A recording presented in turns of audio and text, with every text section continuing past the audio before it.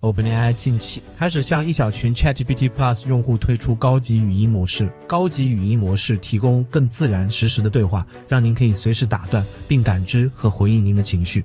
Alpha 版中的用户将在其移动应用程序中收到一封包含说明和消息的电子邮件。OpenAI 将继续滚动添加更多用户，并计划在秋季让 Plus 上的每个人都能访问。如前所述，视频和屏幕共享功能将在稍后推出。自从 OpenAI 首次演示高级语音模式以来，他们一直在努力提高语音对话的安全性和质量，因为他们准备将这项前沿技术带给数百万人。OpenAI 用45种语言的100多外部红队员测试了 GPT-4o 的语音功能。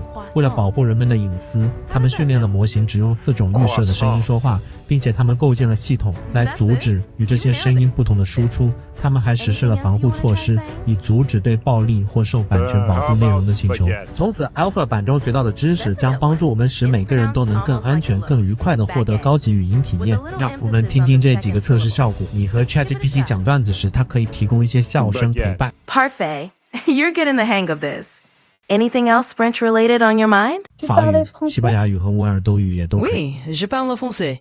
Tu veux discuter en français? ¿Hablas español? Sí, hablo español. ¿Te gustaría que siguiéramos en español? Urdu बोलती है? Je parle aussi l'urdu. क्या हम उर्दू में बात कर रहे हैं? 但中文表达不太地道，仿佛一个正在学习中文的外国人。中国的文化非常丰富，从美食到传统节日三只狗带你都充满了看科技，特色。欢迎大家点赞关注。